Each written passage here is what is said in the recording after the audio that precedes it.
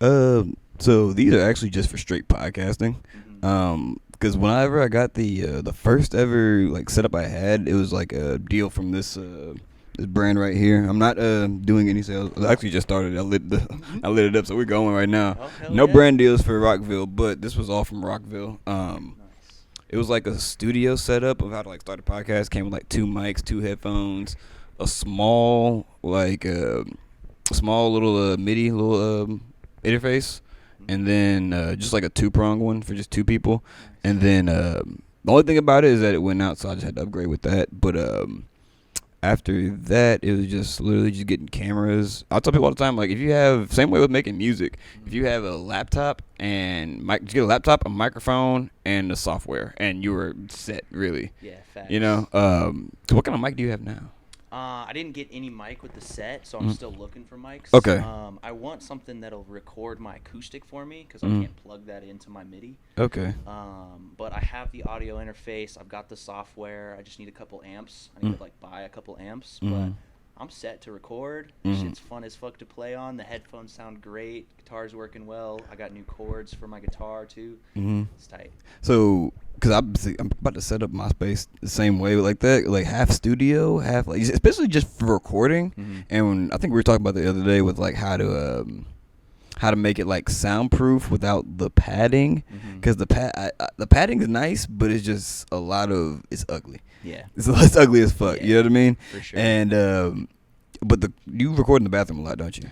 I do. Yeah. For my acoustic especially, the acoustics in my bathroom make my acoustic sound really good. And the acoustics in any bathroom is crazy. Honestly. Like, I don't know what it is about bathrooms, but There's one exit for air other than like under the door, but it's like the vent up top. So the sound stays contained because it has no outlet, I think, is my opinion on the why it sounds so good.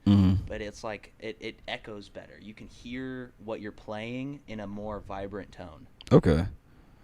And see, I haven't gotten into like heavy making music yet because just I podcasting and stuff. I just don't want to get too stressed out. You know what I mean? Exactly. But like every time I do, there's just like a little bit of a like, even like when I'm making beats or if I'm making just like putting a melody together or something like that. I don't know about you, but for me, it feels like I'm painting. Yeah, dude, Yeah. it's artwork, bro. Yeah, it's like then you put that little like it's like oh shit, and then you put that little bit, and it's like oh shit, it just blends together so well, and everything like that. Yeah, I feel like Bob Ross when I'm making music. I can just throw something out, throw a random track out, put some beats behind it, and I feel like I'm painting the mountains, bro. Like just a little bit of this, a little bit of that. What, did I mess up? Oh, it's a happy little accident. Happy little accident. It happens. We just put this over it, you know, make it nice and pretty. So let me ask you this: like when you because personally, I'm kind of getting to that point too with your kind of like creative process and stuff like that. How do you kind of how do you lock into your like to your mental to kind of get those like dynamic thoughts out of there for what you want to put into your music, or even in like just creativity towards any projects in general? How do you kind of like how do you tap into yourself, your kind of your core, more or less? Inner Cade. Yeah, inner know Kaido. what I want to do. So I'm still kind of getting used to this, especially since, we move around a lot, things change a lot. It's hard to find like a set thing to do or a place to be. So I kind of think about it like I would a basketball game, like any like a sporting event that I have. When I'm focused, when I was locked in back in the day playing, I was emptying my mind, controlling my breathing, and the environment didn't matter. I could be at any school, I could be at my school, home court advantage or not. As long as I can channel my inner self to focus on one thing at a time, I think it really helps. Okay. Especially with like making my music on my guitar. I just gotta play things over and over and over again until I feel the right vibe. Like I'll add a note every now and then, see what sounds right, because I'm still not completely sure about what every fret and every chord and every thing is. I'm self-taught, so it's hard to like put names on things, but I can feel the sound, So if you feel it and you are aware that you are feeling it, I feel like the creativity just starts flowing after that. Mm. You just keep moving. Kind of like the And flow. They call it the flow. Like just like you said with like basketballs, they call it the flow state. Like mhm, when the mhm. goal is just like when the rim's like this wide, it seems like, Yeah. and nothing misses. Yeah, You know. exactly. You're in a state of I know what I'm doing, even if you don't. Like you just Mm. I feel like I know what I'm doing and I'll make the right decision, so I'm going to trust myself, Mm. you know? The Disney movie Soul that came out a couple years ago is a great example of it. They Mm. have uh, little fiery souls of people in the afterlife, just kind of waiting to go up to heaven, and this one guy is trying to get out, Mm. and they gets taken through this state called the flow state, or there's other terms for it in the movie, but flow state is the one that stands out to me, and it's like musicians, getting into it, closing their eyes, feeling the piano, feeling the guitar, athletes, going up and dunking on the biggest guy on the court Mm. because you feel like you can. It's not even a thing that you like. You think about it or anything like that. There's no thought into it. Exactly. You know. Exactly. So I think my advice for people would be to control yourself and what you are thinking about and feeling, and the creativity will come. Mhm. Like don't think I need to be creative. You got to feel like you can do anything. Mhm. It doesn't matter like what you're doing. If you're in a flow state, it's the same for everybody. Same way with meditating. Like actually Agreed. sitting down, like getting a Mhm. deep meditation is like the more you think about like trying to meditate, the less you're meditating. Exactly. You know. That's Damo and I were talking about that yesterday. Actually, his meditative state comes out the most when he is running, and that's just because he grew up a track athlete, Mhm. right? So he's got this endurance. The second wind comes to him, he's in a meditative state. Mm. He can run for days. He feels like, and I can feel the same like flow stateness that he gets into because he's not thinking about anything else. Mhm. He's in it for the feeling, and whatever comes. Mhm. You know. So I'm trying to now you said that, like I'm trying to think what gives me my flow state. You know what I mean? Mhm. Like what helps me enter that Zen mode. And it's funny because I was thinking yesterday when I was I went to third floor. Oh, nice. And cause I wanted to get up there early because I hate having to go up on stage after past like midnight or something. Yeah. But some of the comics came from Houston. They were terrific. I mean, dude, Yeah. this one dude was up there. He had a joke. He said something about like he said kids are STDs, sexually transmitted dependence. I was like, God damn, that's some good shit. That's good, bro. I was like, that's some good shit. And I was thinking about it. I was like, man, just like you said, like basketball. I was like, stand up comedy is like fucking playing corner. Yeah. Like I was like, because it's like you're 2-on-1 almost. Like you're up here in front of everybody and you're making everybody laugh. You're Everybody, stoked. all eyes on you. Exactly. It's not like it's not like a musician either. Mhm. Because people buy a ticket to go see a musician for someone they like, someone whose music they know. So they're going to know that they're going to enjoy the experience. Unless the artist doesn't have any stage presence. Because that's another thing. Some people just don't have stage presence at all. Facts. And so but when it comes to stand-up comedy, bro, it's just like it's a raw one-on-one conversation with like however many people's in the crowd. Exactly. And the fact of the matter is that like you might bomb. You don't know if this joke's gonna work. It's like who said it? Like I'm Evil Knievel. I get it's like a certain comedian. Bro, actually that makes me think of another comedian at the third floor. His name is Mark. He goes up there pretty much every time. Yeah, I was talking to Mark yesterday actually. Yeah, he's got a joke about stand-up comedy, just joking about it raw, and he's like, I had more good days before I started doing comedy. So it's not for the weak, you know? Then that's a reason I don't ever get up there. It's like, throw me a guitar, I'll go up and bomb a guitar, like playing guitar, but But like bombing like trying to be funny. dude, and yeah. then it just everybody's just like looking at you like Exactly, like bro, cringy. Exactly. It's like I don't want people to look away from me because I just not funny, you know, and I'm supposed to be funny. That's That's whack. See, I'm realizing part of it is just at least getting up there in the first place. You know what I mean? Having it the ball. takes so much courage, dude. I'm a pussy, bro. Mhm. I don't want to do it. And that's the thing. I don't write shit down when I get up there. That's even riskier. That's what I'm saying. I'm like, I have it like lined up in my head. I'm like, okay, like here we go. And I got up yesterday, bro. And then the order of everything just went out the window. I'm like, fuck. And then like, I'm just like, okay, what did I have left?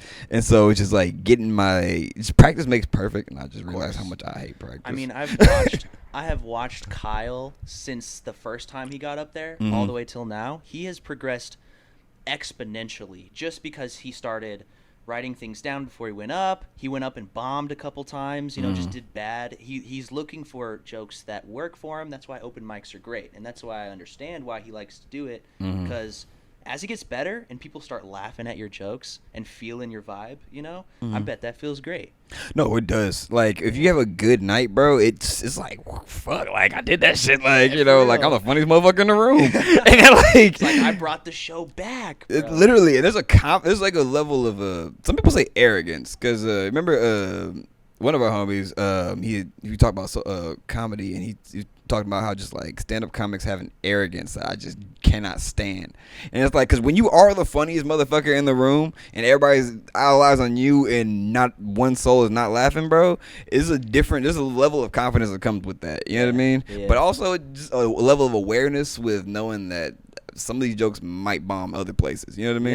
Yeah. And I'm realizing there's some jokes that won't work will work like in a like outside setting, like if you're not on stage, but then other jokes that like it won't work on stage at all. Bro, environment is, I would say, 80% of everything. If you're in the right environment, it doesn't, like, whatever you're doing could be a lot better because you're in that environment. And with like stand-up comedy, it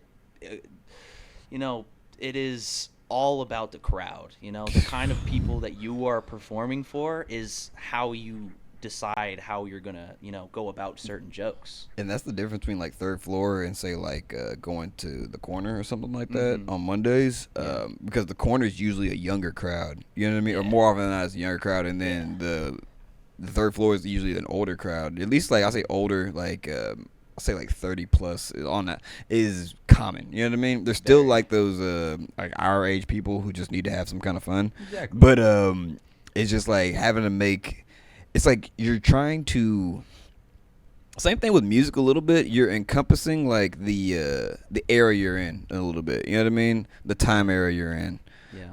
Like comedians back in the day, like that's why Dave Chappelle's been timeless, you know what I'm saying, because he's been doing comedy from the point in which he 05, like early 2000s all the way till now, and can still kill it. Same way with like they were talking about Eddie Murphy. If Eddie Murphy were to get back into it now, bro, he'd be, I don't know, actually. I don't know, because so much stuff is cancelable nowadays. True. You know? True. But, like, I think he'd be another rock star all over again. I would think for like-minded people like us, he would kill it. You know? He would be hilarious. I would love to see him perform again because he does all these different impressions. He does, his act is so dynamic that whatever he does, he'll get a laugh. You know?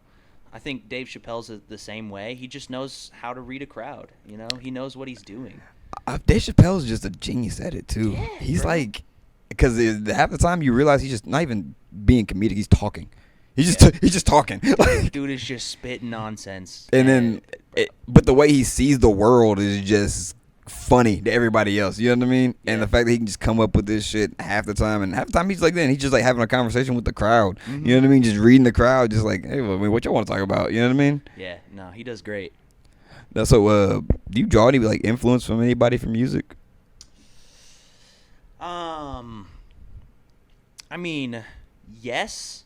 I would say that most metal bands, if we're talking like death metal, thrash metal, new age metal, Lamb of God, Metallica, Thy Art Is Murder, Death, like big bands like that, I draw inspiration from, but I'm looking for my own unique sound at the same time. Like, the band Necrogoblicon is a crazy name for a so band. like, damn. But Post Malone loves them. That's how I found out, because he was talking about them in a I don't know, an interview or something. And I was talking to Atson about it the other day too, and they're just crazy. They have metal synths, slower melodic playing. They have parts of songs like the best song I would say to start off with them too is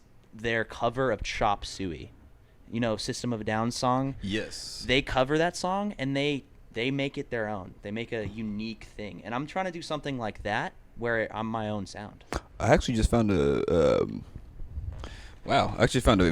article about Necrogoblicon. Apparently, American Airlines lost $20,000 of Necrogoblicon's gear. What? Yeah. What? Yeah.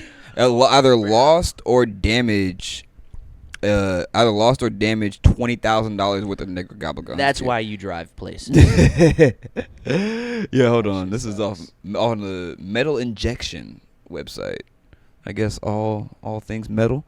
That's a good website. You know what I'm saying? Yeah. Let's see. Thanks American Airlines for damaging and losing over $20,000 of our gear. Let's hope we can still play our shows this week, you negligent pieces of shit. Yeah, no, that sounds like them. These guys are people who bring out an actual human-sized goblin. I see that. Like Wow. A dude in a goblin costume, and he just moshes the entire time he's out there, bro. I love it. I've been in a mosh before, bro. That shit is fucking dangerous. As fuck, bro. bring a mouth guard, dude. A mouth guard, fucking a fate, like a some knee pads. I'm be out there looking like fucking when Kobe had that mask on when he broke his nose, bro. Fuck that.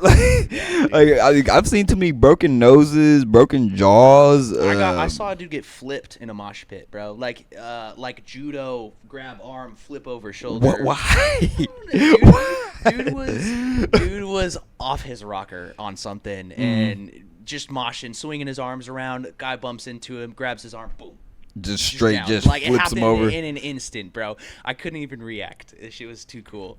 I've been in a mosh like maybe once or twice. It was just it was a slight just pushing mosh, so it wasn't like anybody getting like actually decked or anything like that, bro. Right. And honestly, that doesn't happen very often. That's a very understood thing. Moshes are usually friendly. It's like obviously physical contact, but no more than like football practice. Yeah, like you're getting pushed around, push back. You're fine. Yeah, you know? I learned like once you push back and you're having fun, I mean, like Exactly. you're good. You know what I mean? Yeah, and like smile on if you your bump into face. somebody, and it's not like you're at the club and like bump into somebody. Get the fuck off me, bro. Yeah, Yeah, it's like they'll just push you back. Yeah, a little bit. Yeah, It's push me, push you back, and they push you back. bro. It's fun. It is. It's a damn rock concerts are different. It's a different So environment. different. I grew up going to. My mom took me to country concerts. I've been to a ton of them, and you sit, you laugh, you dance, you have fun. It's good time, good artists, but it's not like a metal concert, bro. My first metal concert was Amon Amarth, and that's a great band to start into for anybody wanting to start metal. Amon Amarth is Viking, melodic, very easy to listen to metal. You can understand what they're saying a lot easier. And they have a song called Row, and they make everybody sit down in the mosh pit, and they just row. And they have everybody's in a line. They're on fucking giant warships. So bro. basically, the crowd just starts swaying. Yeah, bro. It's like, they have people literally sit down on the floor and like row. Pull up a video, dude. Just Hold on, let's see. Amon Amarth row. Let me see here. Dude, this shit's awesome. Probably might have to patch a video in. I need a Jamie, bro. Bro, Jamie. I'm saying I need that, or I just need a spot into which I can like. I need to figure this shit out, hey. It's all good. You know, It's all practice makes you know what I'm perfect, man. saying, bro? The more of these you do, the more you'll be like, hey, I know where this needs to go, how to do this. It's a slow burn kind of Shit, thing. you're gonna be your own Jamie in no time. That's what I'm thinking, honestly. You know, you said what band was it called? Amon Amarth. Amon A-M-A or A-M-O. A-M-O-N A-M-A-R-T-H. Oh, I got it right here. Amon We can Amarth. spell. Yeah, I was about to say Swedish melodic death metal band from Tumba, formed in 1992. Amon Amarth. One of their more recent ones was the one I was at. I think it was like 2 times ago that they were in Houston, and that shit was fun as fuck, dude. I got a whole bunch of merch. That shit was awesome. Let me see what I can do real quick. If I can. Do I got a Google on here? Let me see here. Boom. No, see, there's a when it comes to like so Metallica is technically metal. If we're okay, Yeah, they would be considered thrash metal to Okay. anybody who cares. But Mhm. yeah, they're metal. They're like Okay. to some kings of metal. Them, Megadeth, Anthrax. Mm-hmm. Uh, So I was about to say, being a wrestling fan, there were certain like rock songs that I just like gravitate towards. Not Mhm. like necessarily bands, but there's one band I did like from just watching wrestling all the time, Alter Bridge. Yeah, That great. that was like Great. awesome. That's a great intro to metal band too, Mhm. because it's heavy, but it's not as heavy as you can get. Yeah, no, it's definitely like lighter than like because I was talking to Edson about it on the last podcast actually. I am halfway through that. Yeah, and they're talking about just how when it comes to like death metal, I cannot get past the roaring and this you know what I'm saying? Yeah, no. And it's like personally, it's like noise. And then like for Edson, he's like, "Oh, it's so calming, like it's relaxing, like." Yeah, no, I feel the same way as him. Mhm. It took me a while before my cousin introduced me, and I was introduced with Amon Amarth. But Mhm. before he introduced me into it, I was like, that's one genre of music that I didn't really want to listen to. I wasn't too keen on learning about it. Mhm. He put me on some really good intro songs. I started learning my own stuff. I started finding bands that I like the guitar stuff, and I Mhm. was looking past all the vocals, and then you start understanding the words they're saying without reading the lyrics. You're just like, oh, I get it. Like I understand what's going on, and it becomes more of a like extra instrument for the Mhm. band is the vocals. It's not even they're not vocals anymore. It's sounds that go with the other sounds that are being made. Mhm. And I Hmm. think with certain bands you can definitely get past it. A lot of black metal is still foreign to me. They just scream. It's a lot of Hail So Satan stuff. there's death metal, black Oh, metal. there's so many, dude. There's There's so many. I don't even know them all. There's thrash, death, black, it, new age, which is Lamb of God, which is my personal favorite. I know the Mhm. most Lamb of God songs out of all the stuff I know. Mhm. Um, melodic. There's melodic death. There's melodic thrash. Like there's different subcategories in all the categories. Um, I'm trying to think of some more. There's so many. It's And then so metal diverse. is metal its own thing, or is it a subculture of rock? I would say it's an extension of Extension? rock, Okay. but I think it's its own thing. Mhm. I would say they have a lot of similar sounds, but metal is like way lower Mhm. of a like it's a lot deeper of a sound. Mhm. So I would say they're different. Okay. Well, somebody put me on to was it what's that fucking album from Pink Floyd? Well, I actually got to actually listen to it all the way through. Yeah. It was the one with the triangle and the rainbow through it. Yeah. Yeah, that one. Yeah. I actually got the chance to actually listen to it all the way through, Mhm. and I was like, reminds me of Metallica with the same like, just not the necessarily the hard ass like the drums. Because one thing I like about metal is those when they put the water on the drums, the wet drums, Yeah. and they have it just sounds like you just. It sounds amazing. There's a guy on TikTok that I follow that he puts paint on his drums instead. So when he's it's like neon paint, like black light reflective paint, Mhm. and he has his whole room dark, black lights on, a bunch of he's all colorful. It starts off like pretty small, not a lot of splashes, and then he gets into like the heavy metal stuff, and it paint's going everywhere, colors everywhere. It's like an explosion of feeling that he is physically throwing out of his drums. It's pretty cool. But it's something about like putting water on the drums that does the sound for me. You know what I'm saying? It adds extra delayed vibrations, I feel Mhm. like, It's like it's I can't describe it. Like you have to actually like put water on a drum and hear it for yourself almost. Yeah. Or even then like just look up like a wet drum sample or something like that. But yeah, no, like as I was listening to Pink Floyd and stuff like that, I was like, okay, so like I kind of getting like the depth and the just how expansive rock music is in general. You know what I mean? Yeah, no, I mean, they came around rock first and then a little bit of metal. Everybody's parents hated it. Kids loved it. It was rebellious. I'm saying like rock, like metal fans and rap fans are like hand in hand together, bro. Yeah, Yeah, like yeah, skate. I mean, it really does. Think about it, like skate culture, a little bit of everything, honestly. yeah, Drug culture. yeah. Uh, Hella drug culture. that's what I'm saying. But like, Fuckers were fucked up when they were playing that music.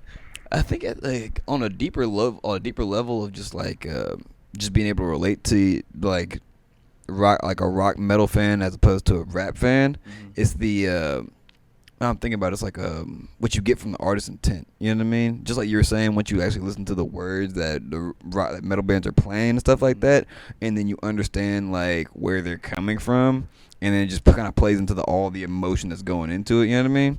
Yes, yes. Do you think that metal will ever get to the point like rap where it'll be like oversaturated? I think some bands and some songs in general already have been. Mhm. I think that every genre has its overplayed stuff.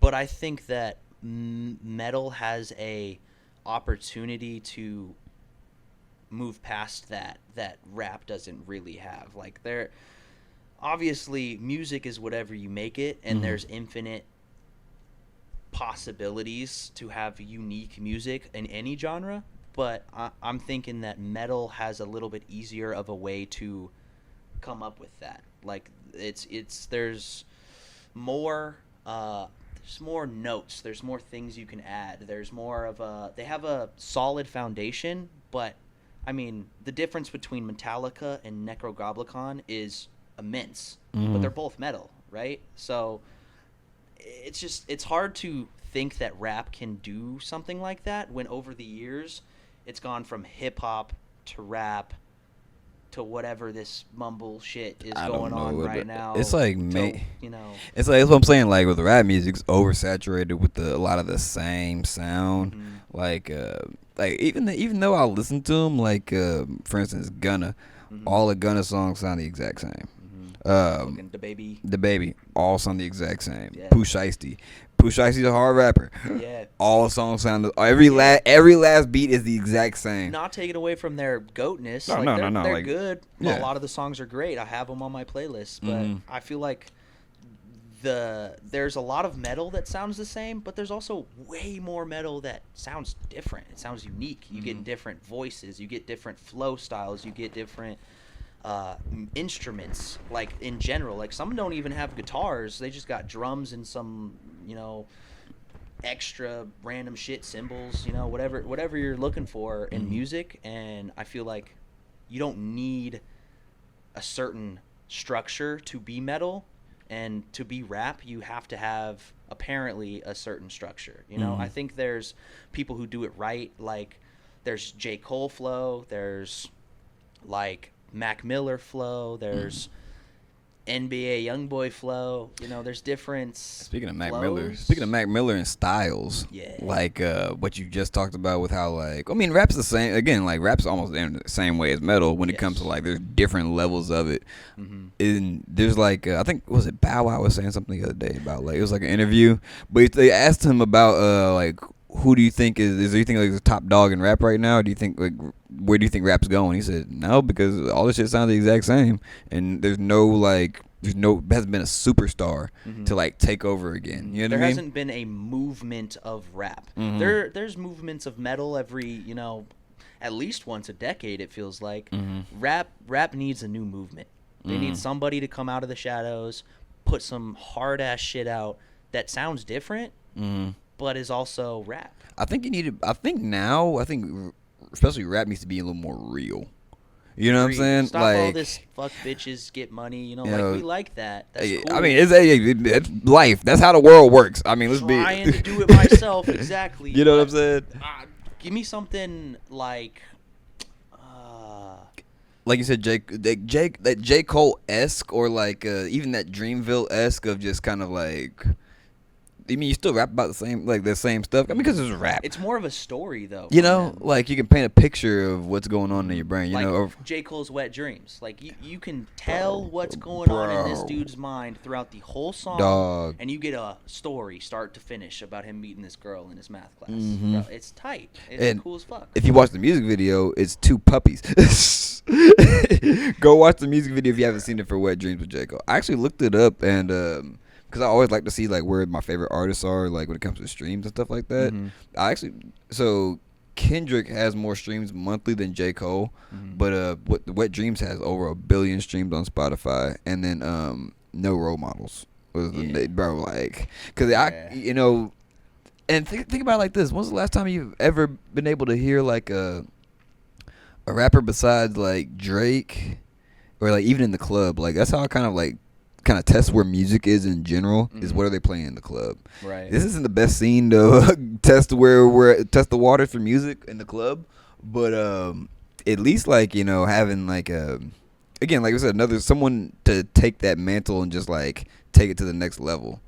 And I think it needs a little bit of that old school, because I remember like a lot of people were talking about how like old school like actual hip hop bebop is like garbage nowadays, and it's like, bro, that's where rap came. That's the core. You know what I'm saying? I mean, that's granddaddy rap right there. Simply painting a picture with your words. Yeah. You know what I'm saying? Yeah, bro. I agree completely. I love old school hip hop. I grew up on that. My mom taught me everything about it she could. 2000, early 90s, late 80s, all the just greats. That's when the best ones were the late 80s. Case point, LL Cool J. Yeah. LL Cool J was without LL Cool J, bro. Like, I don't know where rap would be right now. It'd be different. It'd be different. See, I was thinking about that, just how big the 80s was in general for music, or just into entertainment. What a time to be alive, bro. I mean, not. There are some things now that are definitely better, but like the music industry was booming. Like, you could go to a show anywhere for like fucking $10 and enjoy like hours of amazing entertainment, and then you could go to another one the next day. You know, they just had that much stuff coming out constantly, that many different bands, artists, producers, all that shit going on, and that would be awesome to experience. Because there's so many different, like, I look back and so many different hit songs from the 80s that were from so many different artists, so many different bands who really all, like, that's where I think where the one hit wonder came from. Essentially, it was the 80s, wasn't it? Yeah, I believe so. Let's Google something. Make sure Might have even been earlier than that. Let's see, when did the term? Let's see, when did one hit wonder hit?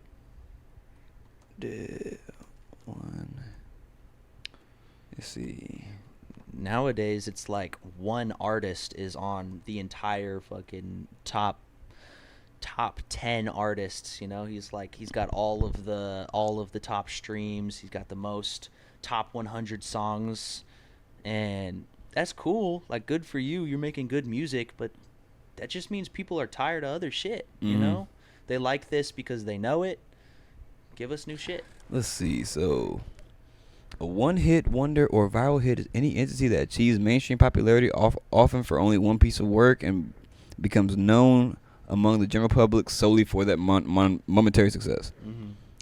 Let's see. Who was the first one-hit wonder? That's a great question. Let's see.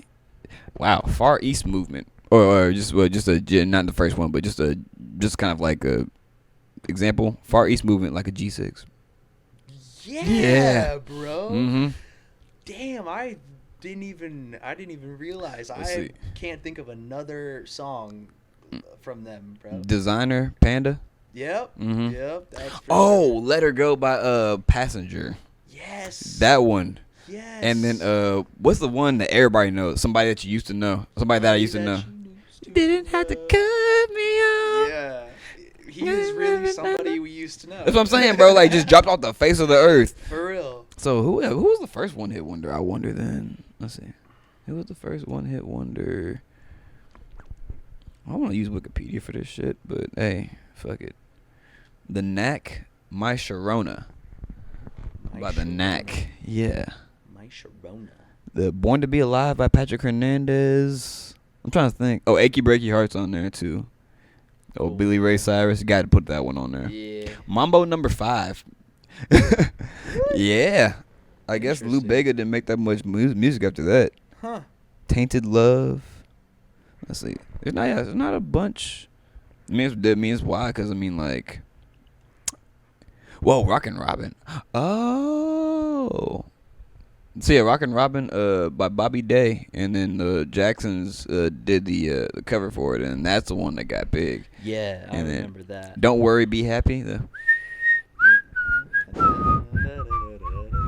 Sorry, I'm blowing in the mic and shit. Just tight. Hell yeah. Yeah, remember there's that one song, the Shotgun Willie song. I fuck these bitches and I'm fucking all these hoes. I'm eating pussy like it's Oreos. You already know. You already no, fucking know, bitch. Yeah, that was a hard ass song. Go listen to the Shotgun Willie if you like that song. It's okay. I don't know about this one. It says "Jump Around" by House of Pain.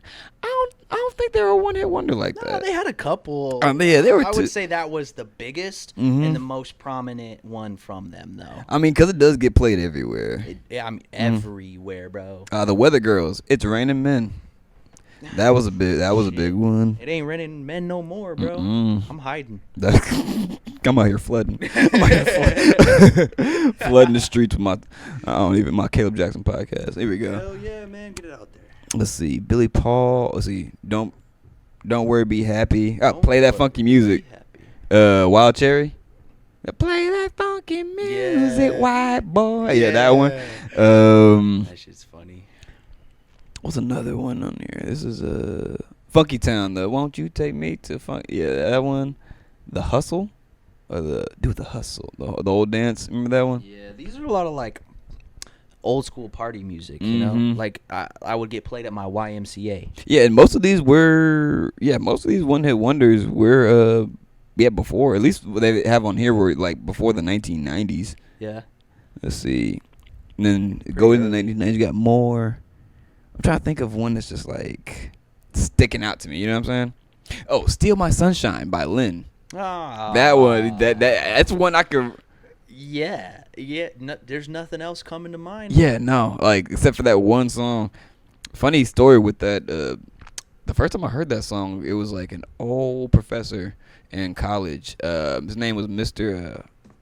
Lewis. He was a cool ass English professor, bro. Yeah. Cool ass old white dude, bro. I mean, we walked in and he's playing this song and he's fucking dancing while he's like handing out papers and shit. I'm like, bro, Mr. Lewis, I know you smoke. That's my kind of professor. You know what I'm saying, bro? Nah, And- have fun with your job. And like it was cool because especially at a JUCO college, it's cool to see like those older, like damn near senile, like what? No offense, Mr. Lewis, but like Mr. Lewis and it was the Dale Carnegie, two of the best professors I ever had in my life. But they knew how to like. For some reason, just being able to teach for so long, they just know how to connect with anybody. You know what I'm saying? And then, like, especially, like, with athletes, too, because I was in classes with all athletes, and, like, how to get us to, like, it's hard to get us to pay attention to shit. You know what I'm saying? They struggled. Exactly. And so, like, I mean, but that was the first person to ever, like, show me that song. And Hell yeah. Shout out Mr. Lewis. For real. Let's see. Do you have any one-hit wonders off the top of your head, Kato? That you can think of? I mean, Oh, Because I Got High by Afro Man. I wouldn't necessarily say because one hit wonder. I wouldn't call him a one hit wonder. Because, We just had I a mean, fucking concert at him, and that's people what I'm know his music. it's Because I Got High, but then there's Colt 45. 2 zigzags. Baby, that's all we need. Yes, sir. You know? If you know, you know. Oh, 7 Years by the Once I Was 7 Years old. Once I was 7 years old. Yeah, I don't know even who that guy is. I don't know his name. Exactly. Then, Shut Up and Dance. This woman is my destiny, she said. That one. And then, what's another one? Ho Hey. Really? Yeah. The Lumineers. Because I really don't know any other music from them. They have some other good music. This I again, couldn't name it this off is the top of my Wikipedia. head. Don't trust. Take everything Wikipedia with a grain of salt. That is true. That is true. Let's see, but Those professor's gonna be mad at you for using it. Honestly, man, I'm citing my sources at least. Hey, Like, fair. they taught me something. Like, what was the first? Was metalhead.com the first one? Yeah, sir. so yeah, we cite our sources on the Caleb Jackson podcast. But yeah, bro. So like, we're talking about just being an athlete in general. Like, how much of that goes into like how you put in work into your endeavors now? Bro, 100%. Without athletics, I would be unmotivated. I wouldn't know how to motivate myself. I wouldn't know how to work with others. I wouldn't know anything about teamwork. I wouldn't know anything about doing more than I think I can do because I need to, Yeah. pushing myself past the limits. I mean, all those days after school practice where I'm sitting in the corner throwing up because we just finished conditioning, but I got to get back out there and run games now. Like I gotta practice to finish. That comes in handy every single day. And I think anybody with a kid, anybody who is a kid, you got to do something active with a team. There are good sports that are like you're by yourself doing your own thing. Mm-hmm. That's not gonna help you in the long run. You need to be able to work with others, communicate with others, and still perform your best. Know how to depend on others. Exactly. Yeah, that's exactly. Know your shortcomings. Mm-hmm. So and I where think, others can fill those in. Exactly. Being able to manage people kind of has come from that too. Being able to, as a team leader, as a captain of a team, being able to be like, hey, I need you to do this. Hey, I need you to do that. Hey, I'm terrible at this, so can you help me with that? Or anything like that. Asking for help. It's all coming from athletics. Essentially, like being like a second coach on the court. You know what I'm saying? Yep. And did you did you ever have like any like, especially being like a captain, did you ever have any like nervousness or like First few times, 100%. 100%. It was, I didn't feel worthy of it, but we got through it, and I saw that I do understand people. I can help people realize their full potential in something, especially if it's something that I'm already doing, because I understand basketball. So I was nervous at first, but shit, by the second week of me being a captain, I was feeling it. I was feeling the support from my teammates and the support from my coach, and I felt right for the position. Was there a time where you just automatically knew that like your teammates just trusted you as a captain? I would say my senior year, there were we voted in captains, and I was a captain my junior year on JV, but we voted in captains, and I was second in the votes. My point guard, which he had been on varsity for all 4 years of high school. Damn. Loved the dude. Played with him in AAU. Great dude, Leon Romero. Loved him. And he got first, of course, which I'm cool with. But I got to co-captain with him because it was, I was voted. I was told that I was good enough to do it, and that felt great. Yeah, that's got to do more for you than anything else of like, especially like you said, like you had that kind of like doubt at first, but then you remembering like, no, like the team voted for me. You know what I'm saying? It's like I was awarded this position because of past actions. So if they think that me in the past, who is not as good as me presently, it was good enough, then I'm good enough now. Damn, that's a good one. It's about like, damn. Yeah. Like just being able to step into a leadership role. Not even that, but like, getting voted into a leadership role. Not even that you even put your name out there to be voted for. You know what I'm saying? Dude, I voted for Leon, bro. I'm cool with taking a step back and letting other people lead. And some might think that's a shortcoming, and sometimes it is. Sometimes I'm like, I don't really want to lead, and then we get led into a ditch. Yeah. So it's like, well, maybe sometimes, yeah, you need to, but I wasn't worried about it, See, one thing is that like I wouldn't necessarily say like when I'm trying to like command someone, I hate to be like come across like I'm being a dick all the time. You know what I mean?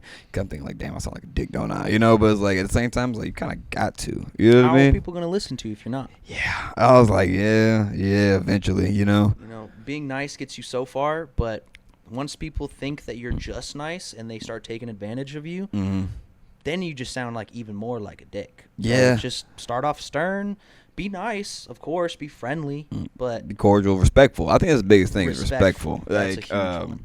that's especially with any endeavor or just speaking to people in general. yeah. One thing I'm having to learn too, especially like at work now, you know, like I'm realizing with like more people, like I've become like a senior kind of like, since we have like a bunch of like people coming up under us and stuff. I'm realizing now like, damn, these people are looking for me to like, you know, to teach them something that they don't know. I'm like, Exactly. damn, so like now I gotta have to step into that role, and sometimes I find myself of like, damn, like why can't you like, get this off the rip? It's like, Caleb, you were new too. Yeah. You know, I'm like, yeah, you know, and I gotta be like, just like you want people to be patient with you, and so you gotta just be patient with everybody else. Agreed. You know what I mean? I think I fall into a bad habit of I learn things pretty quickly and I can pick up things quickly, certain things more than others, but then I turn around and I expect people to learn as quickly as I do, and that's a bad habit. You know, not everybody learns the same, and that's where respect comes in. I respect you for trying to learn. If you're not trying to learn, I don't respect that, you know, and I'm going to be even harder on you. But if you're trying to learn and it's just going slow, I got to go back into that patience of it's okay, you know? They're trying, they're slowly getting it. I got to find a new way to explain this, or I got to find a new way to help you understand something. And that's on me as a teacher or any kind of authoritative figure in our job, is knowing that maybe it's just the way I'm explaining something because I thought about it this way. That's having them struggle, you know? So you got to think about it, but from both perspectives. Yeah. I'm more of more a visual learner. Like, you show me how to do something, like, I'm, okay, boom. Yeah. Agreed. Do it once, I can do it 100 times. Exactly, you know, and then, like, usually I need somebody just, like, okay, just as a question, and then, again, I hate asking questions. I hate seeming like it's Bro, like, I feel like people think I'm not listening if I have to ask a question, and that's another kind of bad habit. You should feel comfortable asking questions. yeah, like, because it's a double, like, it's a double-sided sword, basically, because you want people to ask questions, you know, because it shows that, you know, you want to know, you know, you want to learn, but then it's like, I don't want to seem like a dumbass by asking a question, you know what I mean? Yeah. Or like, even then it's like, even if I wasn't necessarily listening, it's not even that I wasn't listening, I'm still comprehending. You know what I'm saying? In my head, like, okay, like, because there's the small little outliers of like, what if that happens, or like, what if something just is barely out of place, what I'll do then, you know what I mean? Right. And just kind of like, not being too technical and being able to see the big picture of what I'm doing. Yeah, I'd say take that. a step back. And just, having a little humility too. And Yep. it takes like, it comes with being humble. It's like just taking a breath, but it comes with meditating too. Just like realizing, like, I mean, you learn all of your worst parts while you're meditating, and a form of meditation is trying to think about those, like, solutions for that. You know, so if you're meditating, you're on the right path to rediscovery of yourself. You know, reworking yourself and changing into a better version of yourself. like, and that's what I've been preaching too lately, is that embracing the self. You know what I mean? Not in the way of like, in a selfish way. It's like a selfish, selfless way. I call it like maybe even like a empathetic. Someone said it, like, a term, empathetic narcissism. Which sounds crazy. It does, but when you think about it, it makes sense. It makes sense. Like, some people it's like, what? But then, like, I can tell it to you, and you're like, that makes sense. Yes. You know what I mean? Yeah. No. It comes into the embracing yourself without throwing yourself on other people. Exactly. Yeah. You know, because I was thinking, I was like, is empathy like sometimes a bad thing? You know, because you ask yourself like, well, what would I want if I was in that situation? You know what I mean? What would I want for myself in that situation? Not realizing that that's not you in that situation. That's them in that situation. You know what I mean? Yeah. And you have to be objective in seeing like the person for who they are, and also like the context of what they're in, and how to be able to optimally get them through what they need, even for yourself. You know what I mean? Because we're preaching about the self right now, but but I mean, like, to be able to see it from like an objective view and be able to see it outside of yourself is a good way to see it. You know what I mean? Yeah. Damo said something the other day that was very intriguing. We are emotional creatures first. Mm-hmm. So that means everybody reacts first with their emotions, and some are better at immediately channeling that into logical thinking, and some are not. So you have to understand that person and yourself, how you react to things, and decide whether or not it should be an emotional reaction. You know, and that's understanding of yourself and your environment. Yeah.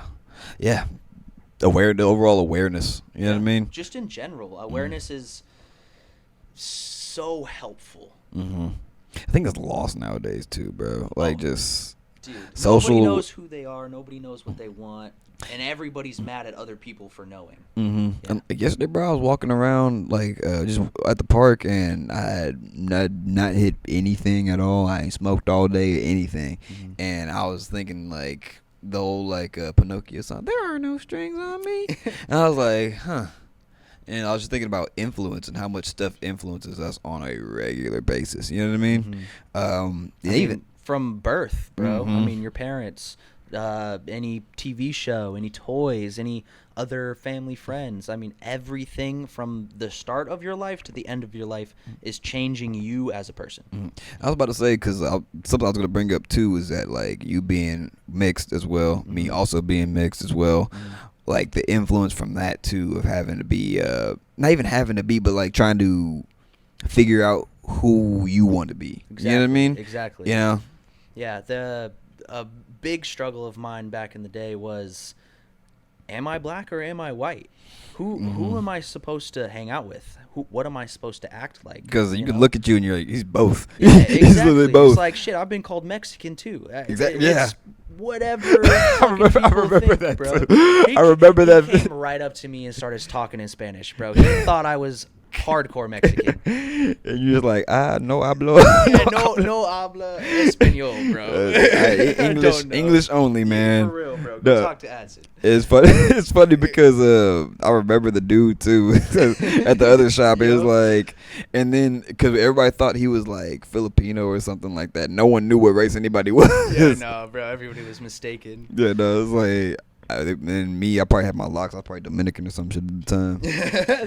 Honestly, bro. Honestly, I got some friends that look exactly like you, and so you can't tell. You can't really tell. Like, if I started busting out Spanish, especially when I had the locks like all the way down here, bro. Oh, people think like, oh, he's Dominican, like straight Dominican. Like, no, I'm like, yeah. I'm from. Even when I had the locks, people would ask me like, "Are you from around here?" I'm like, "No." Oh, I mean, yeah. Well, I'll be like, "Yeah." But he's like, "There's no way. Like, you just look like you're not from here." I'm like, you look foreign. You know, I'm like, and honestly, I'm like, thank you. Honestly, like, I don't look, I'm from here. That's a compliment in some situations. Nowadays, yeah. You know, bro, yeah. Especially in America, it's like, oh god, dude.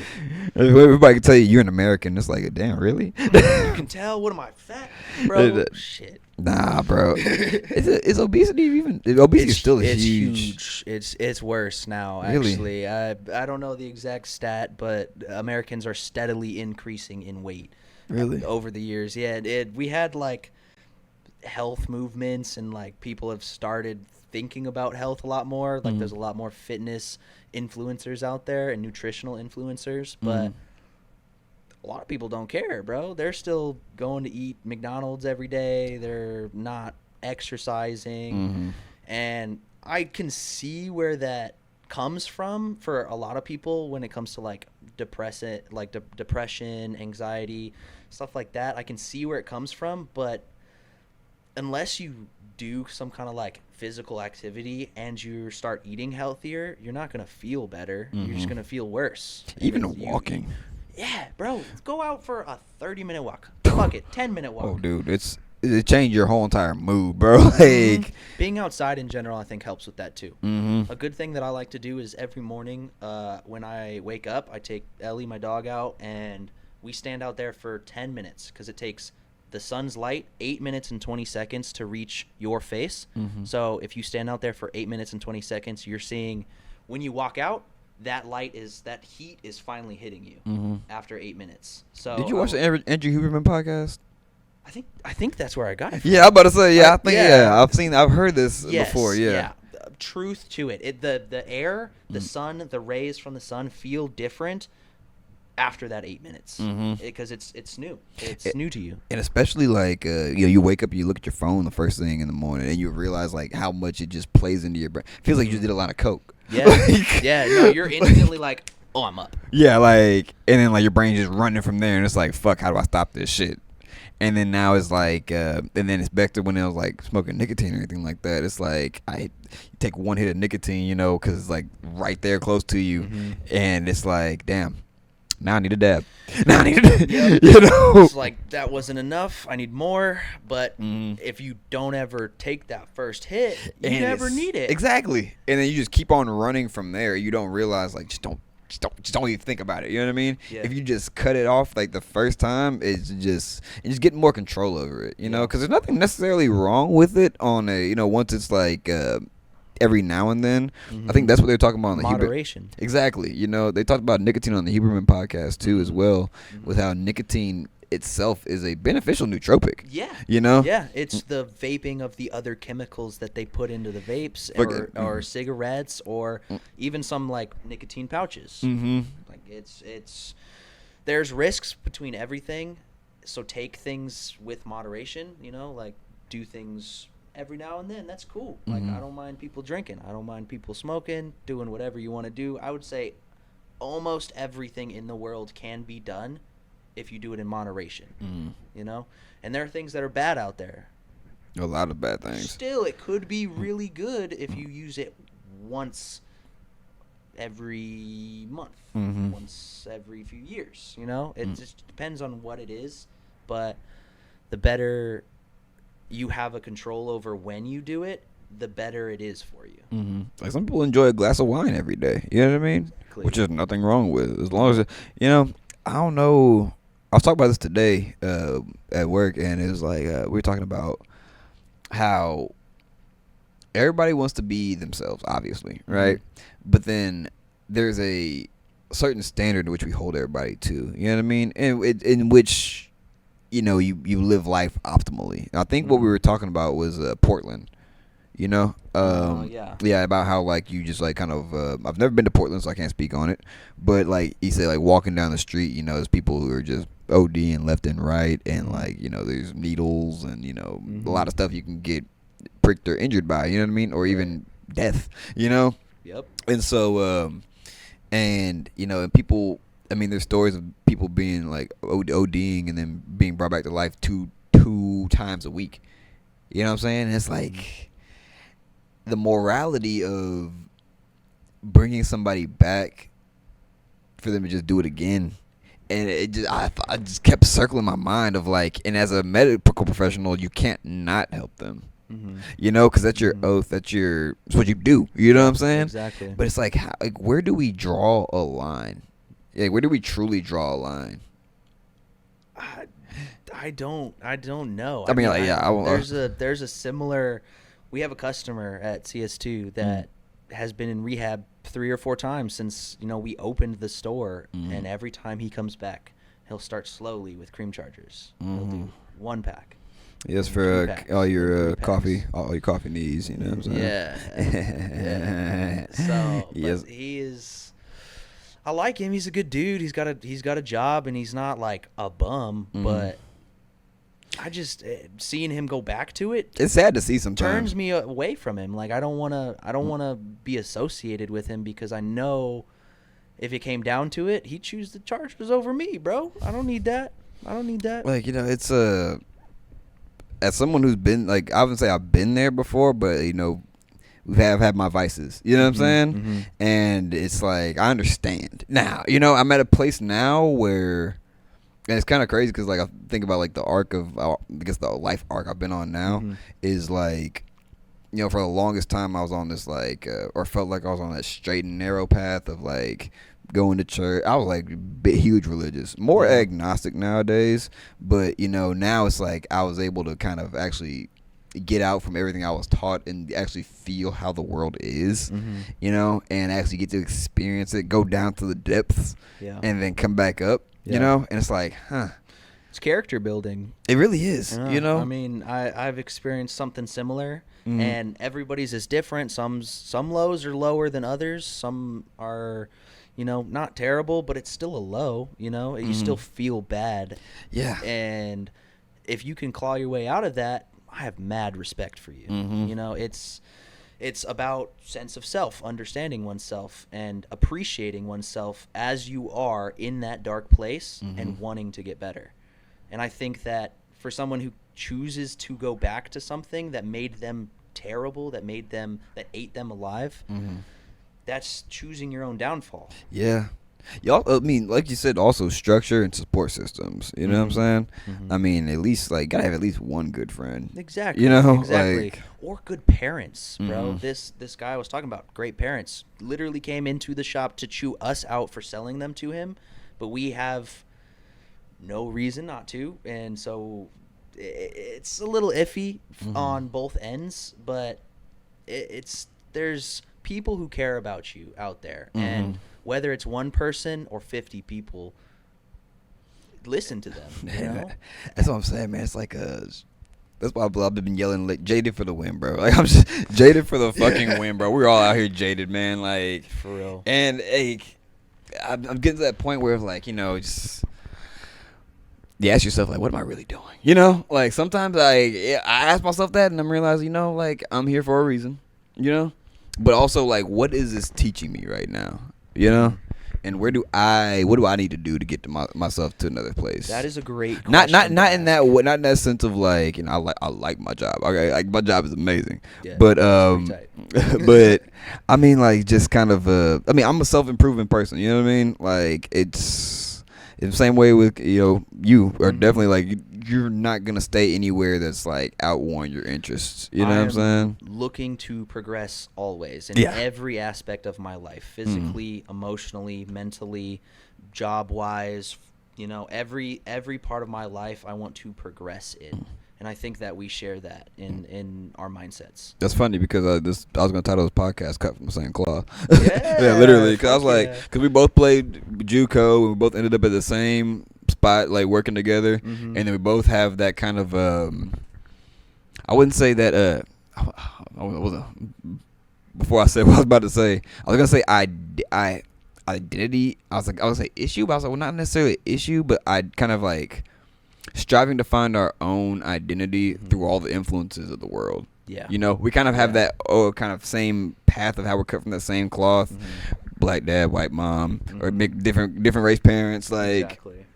And even then, my dad's just like, same as you. He's half and half, but he's same color as you. You know what I mean? Yeah. So people mistake him for like white, Samoan, and everything like that. And even then, I had kids speaking with a more proper tone, and I enunciated all my sentences. Yeah. I always had A's and B's. Kids asked me. There's one kid who asked me when I was in like 8th grade, like, "Hey, is one of your parents white? One of your parents black?" I'm like, no, but why would it matter? Yeah, like, you know, why does it matter? You why do you need to know? Oh yeah, I pulled out the astrology book because Kate and I have each other on CoStar, right? Oh, speaking of CoStar, I took a picture of what I got this morning, and I need to tell you. Dude, it was funny because this morning it said fire moons like you and Kaido enjoy early morning runs. I was like, bro, that's actually crazy. I was like, yeah. I didn't run, but I was on a walk with my dog this morning, and I thought about running. It's oh, dude, we went and hooped the other day outside. It was 6 p.m. Okay, yeah, this was a mistake. It was hot as fuck. Okay, and I mean, this is also a day of which I'm like not hitting any like. I'm weaning off of the vapes and everything, bro. So I'm out there like the back of my throat's literally like, bro, you need one right now. And I'm like, no, I can't.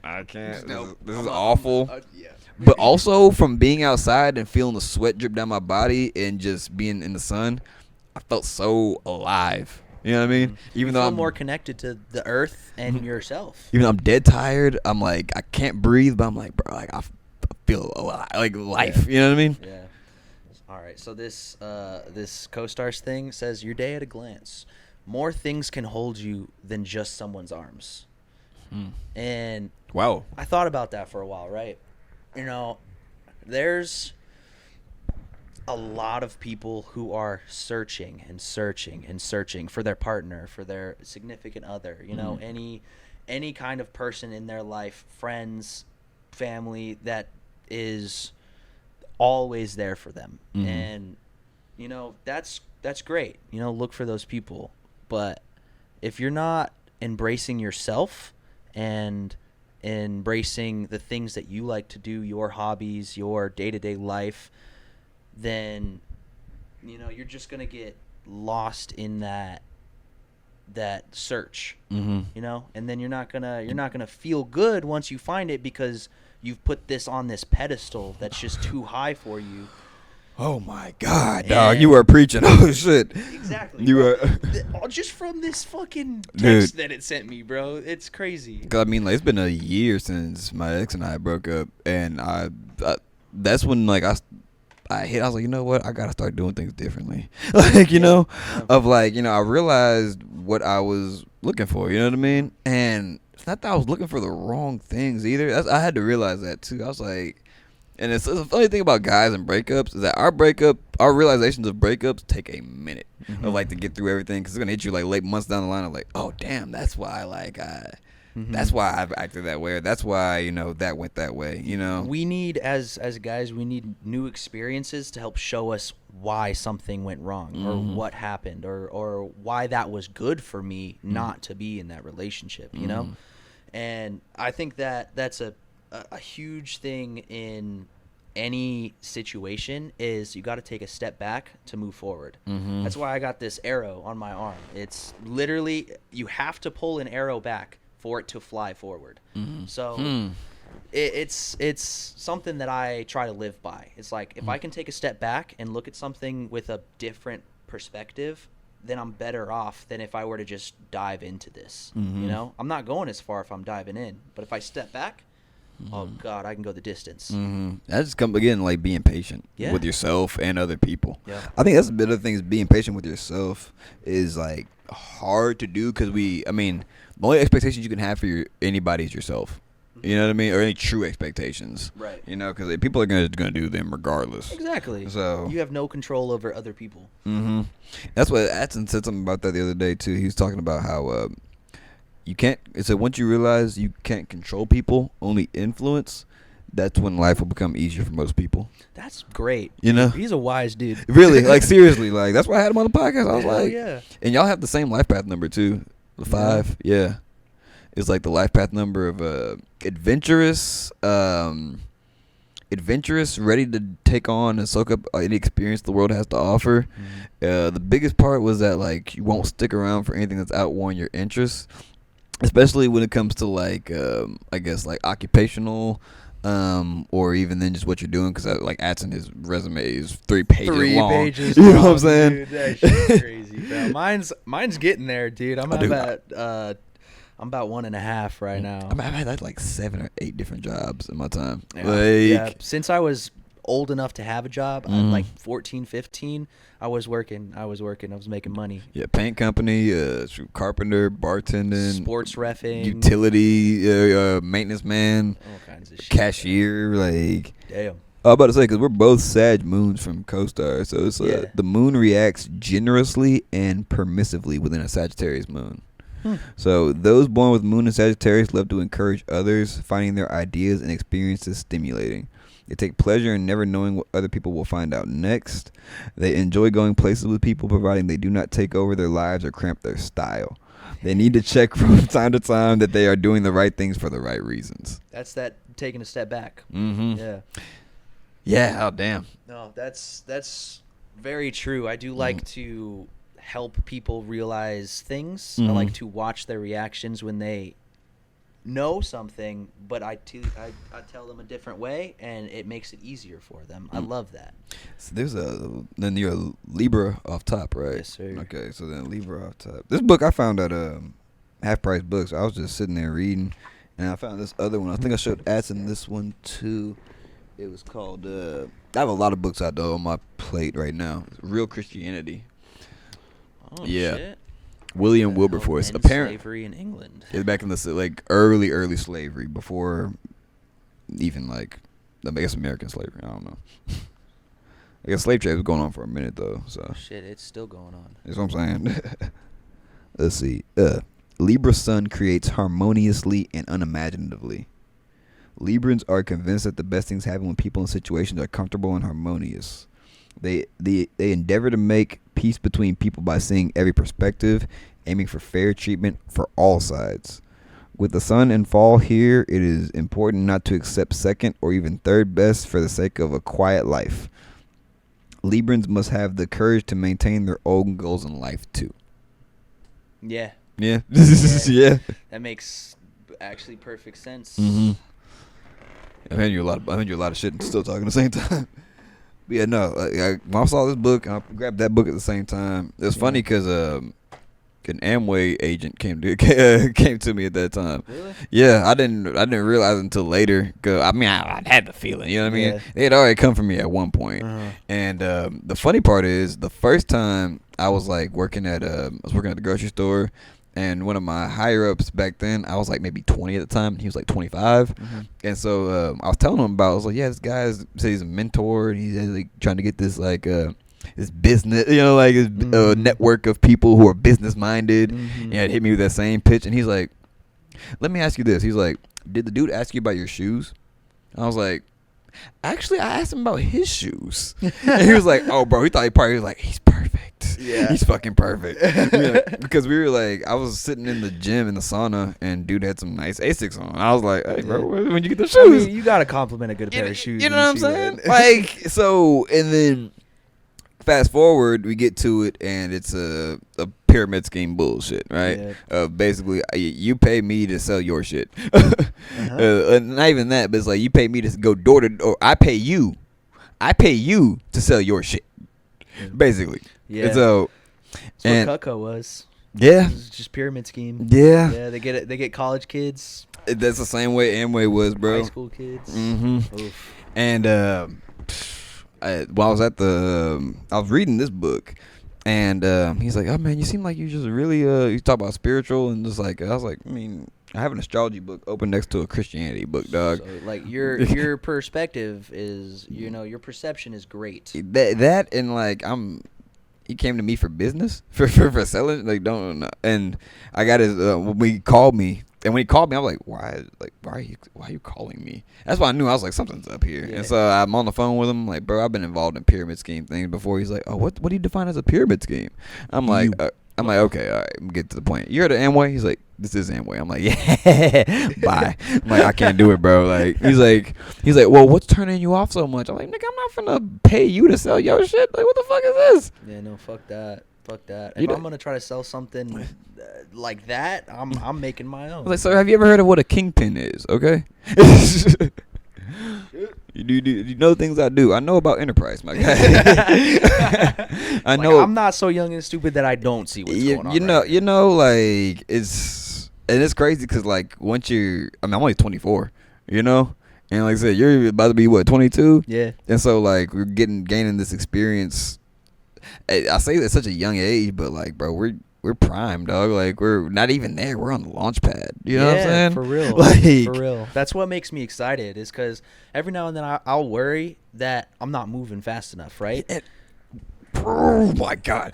And that's where me learning to take a step back came so clutch, bro. Right at the perfect time too, because I was gonna work myself into the grave, and you don't want that. I don't want to be stuck in some corporate job at 35, and no way out, no way to progress, And again, it's different strokes for different folks, bro. Because Exactly. because some people see it as like, and I was talking to somebody else about this. So like, I see it as like, if you put in the time and the commitment to stay with that for that long, you know what I mean? I mean, power to you. Yeah. You know what I'm saying? If you think that's worth it, fuck yeah. I mean, do it. 15 years to do anything, 10 That's to 15 years impressive. is what I'm saying. Yeah. To be committed to anything. Some people can't commit to shit. No. You know what I'm saying? Not these days. Exactly. And so, but then like you said, when it comes to just, like I'm not moving fast enough, and talking to Squiddy the other day about it, he's like, yeah, but moving fast enough compared to who?